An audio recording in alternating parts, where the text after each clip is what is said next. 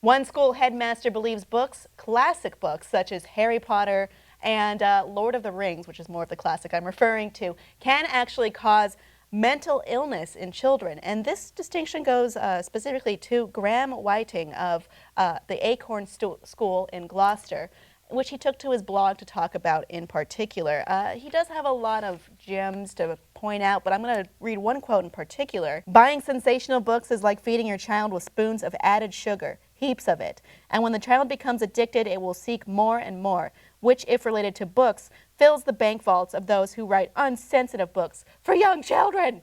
That's what I assumed the punctuation was getting to. And he is referring, of course, to such terrible, horrifying books for children, including The Hunger Games, Lord of the Rings, Harry Potter, Game of Thrones, and Terry Pratchett's novels, just to name a few.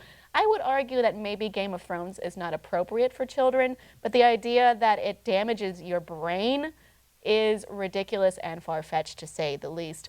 He did recommend instead that children read classics such as Wordsworth, Keats, Shelley, and Shakespeare. And I want to point out that you haven't done your research, you jerk, because if you look into what Shakespeare has done, he is the master of the dirty joke. He did the double, triple, quadruple entendre. There is suicide, there is murder, there is blatant sex.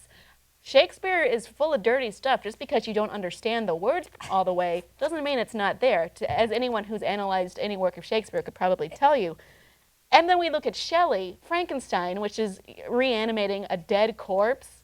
I don't know that I don't even think you have to go into the double entendres. If you look at Shakespeare's Titus Andronicus, it's just everyone gets killed. Is brutally raped. Then the rapists cut off her tongue and her hands in order for her to not be able to give them away. Her father Titus then goes and murders them in front of her, and then murders her for the shame of being raped. I mean, we can't get that much more twisted and dark than some of Shakespeare's work. And Shelley, same thing. And Keats, he has a famous poem, one of his most famous poems, Lamia, which is about a seductive serpent woman, and you know, it's very sexual. It's dripping with sexuality. I don't understand if maybe he's just reading this at a surface level, which is, by the way, what you should not be teaching kids in literature classes. You're supposed to be analyzing the work by the definition of, you know, what it is. I majored in literature. I didn't sit there and read them at surface level like, oh, it's about a snake. No, it's about a dick.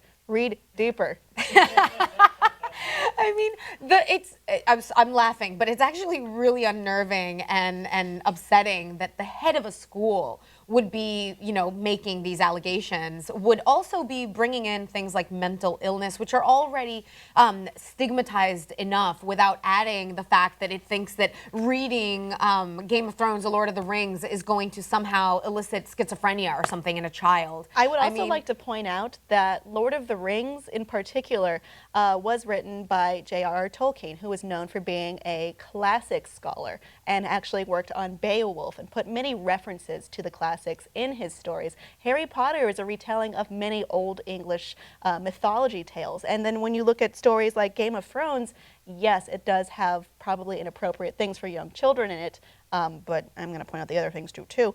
It's based on some real historical events, at least. So to call these drivel or junk food is a very ridiculous assertion. It seems more like he has idolized or put on a pedestal the past without really acknowledging it, and just, you know, getting into this dangerous and far-sighted narrative of, oh, whatever's new is bad, and my generation was good, and your generation is just full of junk.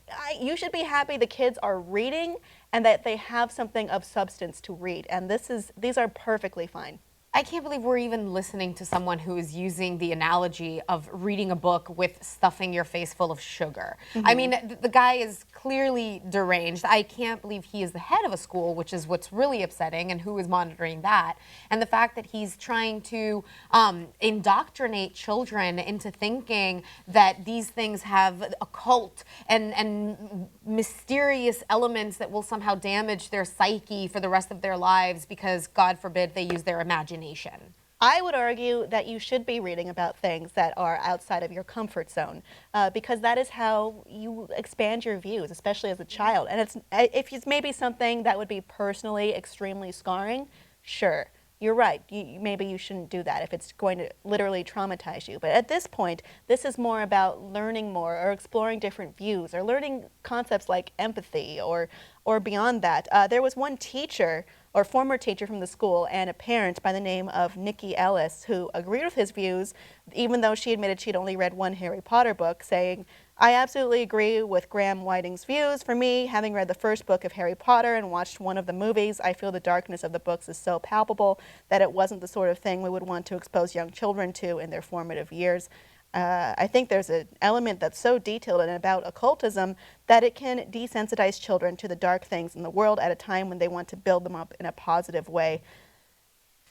That's stupid, lady. I mean, it's not at a level where you're teaching like, oh, murder everyone, and it's cool to do that.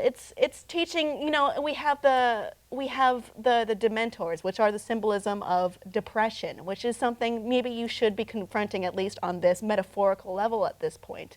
If you shelter your children like this their whole lives, they are never going to grow into responsible adults who have different strong critical thinking skills or have abilities to analyze things. You're just creating another bunch of idiots, which is maybe your goal to begin with. Kim, these are the same people that are raising the Snapchat filter kid who's racing at 117 miles an hour using the speedometer to, you know, the speed filter. This is who's raising that, you know, caliber of individual at this point. We need to, we shouldn't be scared of expanding our minds. And yes, sometimes that involves going to places that are a little different and a little bit outside the norm. But you shouldn't be scared of that. You should be able to tackle whatever concepts these represent in an easy way, which is what I think most schools are doing, not just, you know, in Great Britain, but over in the United States and over in Asia, in Europe. It's very silly to have this point of view of I'm not going to open my mind to anything. Oh boy, I have a lot to say about this. I did major in literature. Audience, what do you think about this idea that maybe we should force children to read the classics, which are so much better than what we have today in terms of fantasy, that is. Let us know what you think below in the comments, and please like and subscribe for more.